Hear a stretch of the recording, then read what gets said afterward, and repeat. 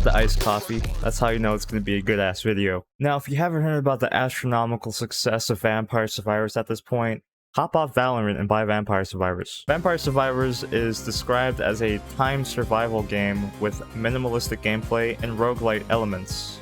But the premise of the game is pretty simple.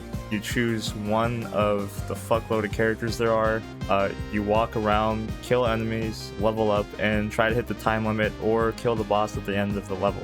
It's so simple, you don't even attack, you just auto-attack. And that sounds kind of dumb, but it's honestly a shitload of fun. You have 6 slots for weapons and for passive abilities that you upgrade when you level up, when you pick up these crystals. And I gotta say, I love the sound that these crystals make. And though the game can be described as simple and easy to pick up, there is a surprising amount of depth in how Vampire Survivors deals with player agency. Every time you level up, you have a few options other than choosing upgrades. You can reroll, skip, you can blacklist the item, and these choices allow you to refine your build and kind of hone in on what you want to select. There's other ways that a player can control their run, whether that be when they pick up upgrades, or why they choose the upgrade, I guess. But there's also a mechanic in this game called evolutions, which keeps every run a lot more interesting. You get a certain combo of items and it evolves like a Pokemon into like a super omega awesome item, and usually it looks fucking crazy. You know, the appeal of roguelite games to me is, you know, it starts off pretty slow, but in my favorite games, by the end of the run, you start looking like batshit crazy with all the synergies and stuff that you can get, and Vampire Survivors does not shy away from that at all. Now, even this game is based off a mobile game called Nomad Survival, I believe. There's something about Vampire Survivors that has just connected with so many people on PC. Something that this game does well is that there's always a carrot on the stick for the player to chase, whether that's getting upgrades, unlocking weapons, characters, there's a whole bunch of secrets that you can get, or just trying to get a busted ass run.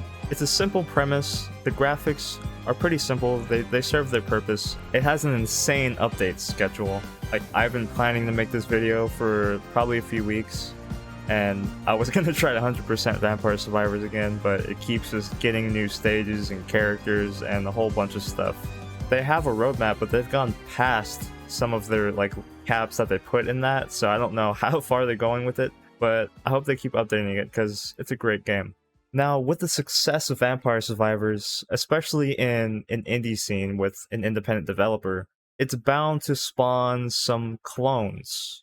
It happens a lot in the indie dev scene because, you know, maybe a genre is trending or they want to try to figure out how to make a certain mechanic for their own game. So I thought today we would talk about some other Vampire Survivor type games. The genre doesn't really have a name yet. I've seen it described as Horde Survival or even Bullet Heaven, which is like, that's way cooler. Over the past few months, I've been seeing a lot more of these types of games come out, and I've even tried a few of them. The first one I want to talk about is 20 Minutes Till Dawn. This is a very stylized Horde survival type of game. The first 5 minutes, it looks very, very similar to Vampire Survivors. You know, the camera perspective, the way you walk around.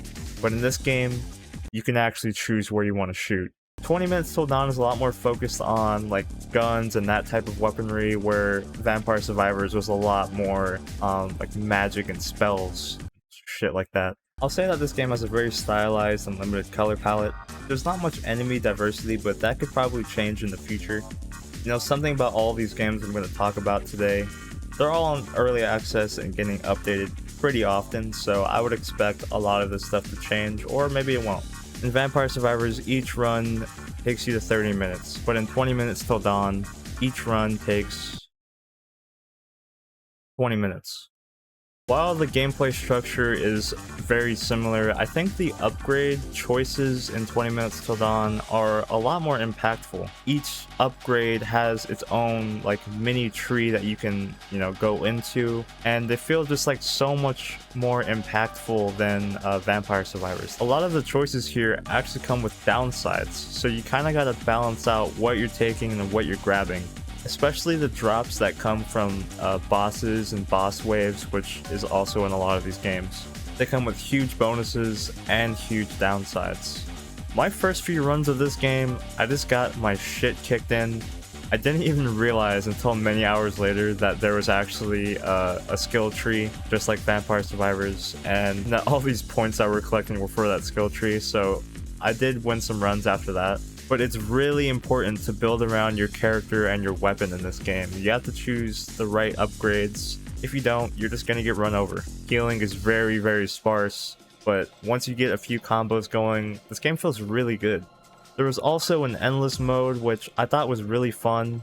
I know it just got a balance change, but I played it when it first came out, and it was like way too easy because you can just choose duplicate upgrades, and it felt like you scaled faster than the enemies, but I think it's changed now, and I'm down to try it again in the future.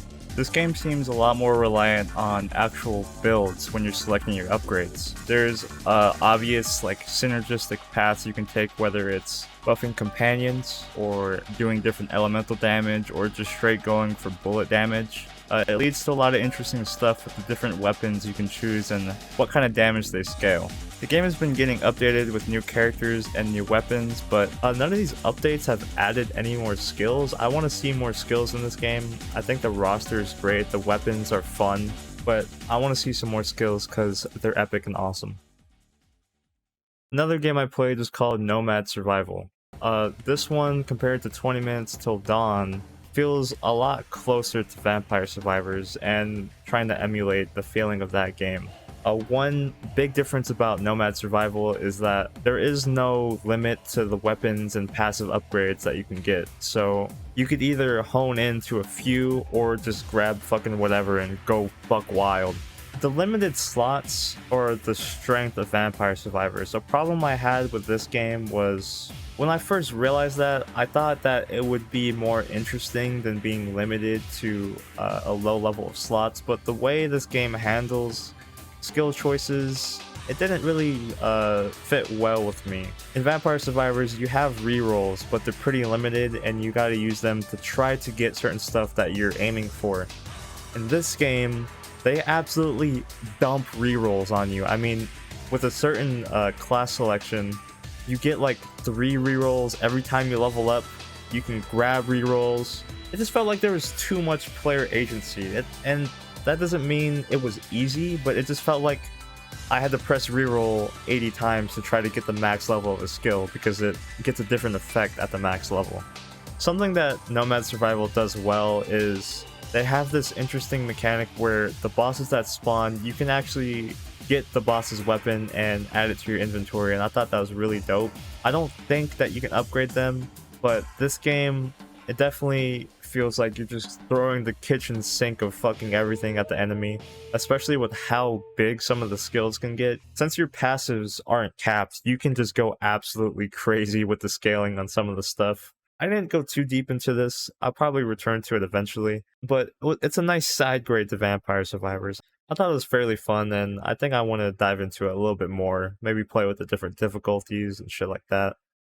Alright, moving on to a game called Gunlocked. Now, this one, you can tell, is trying to do something very different here with this genre.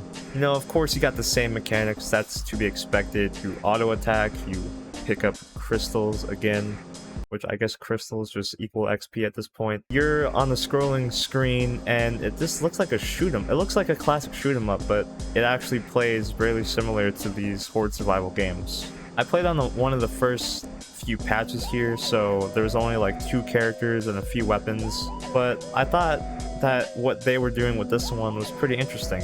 The style of the graphics is, you know, classic shoot 'em up. I think it looks great. Something that I've noticed after a few more runs of this game is that positioning is so much more important. The weapons here can have pretty strange patterns, so with such a small arena, you sometimes gotta prioritize clearing enemies or collecting XP and the random buffs that can drop. I think anyone who's interested in this genre should definitely check Gunlocked out. I also want to mention Soulstone Survivors. This one even has survivors in the fucking title, so it's pretty obvious. This game definitely feels like it takes some inspiration from ARPG mechanics or games like Diablo, especially with the skill selection here. The objective in this game is to actually kill enough enemies to spawn 5 demon lord guys, and then after that, you win the run and collect your rewards. I think this is a good change to the formula. It makes it more proactive in trying to beat the run as fast as possible instead of just surviving for a certain time limit. You still auto attack, but you do have a cursor where you can aim most of your stuff. But you also have dashes, which definitely opens up the game more. You know, you're fighting skeletons, goblins, orcs, giant goblin guys. And I thought this one was also pretty fun. It has a fat fucking skill tree that I still have to get through. The other games got messy. This game gets messy right off the fucking bat. And I don't know if that's necessarily a good thing. This game has the spells and weapons, but the spells here actually come in different rarities. So you can choose the same kind of upgrade multiple times. But if you get a legendary version, it might do something else like, oh, every melee attack casts twice or some shit like that. I'm definitely keeping my eye on this one because I think in the future it could actually be pretty polished. And they're also working on another game which just looks like a normal ARPG, but it's the same skills and mechanics, so I don't know what's going on with that. But yeah, that was my overview of the Vampire Survivor type games, Horde Survival, Bullet Heaven games. I think it's a genre that's pretty interesting. Sometimes I just find myself just sitting here for an hour or two playing it while I'm listening to a podcast or watching a video. But I definitely think it's worth checking out. Definitely brings me back to just sitting and finding a random ass flash game that somehow sucks you in and you just get kind of addicted to it, not gonna lie. But yeah, I can't wait to see where these games go in the future. They're updated so often, it's kind of crazy. I just want to mention that I've been organizing my videos into playlists on my channel, so if you ever want to navigate my channel in the future, that is the way to do it. But yeah, have a great day, you motherfucker.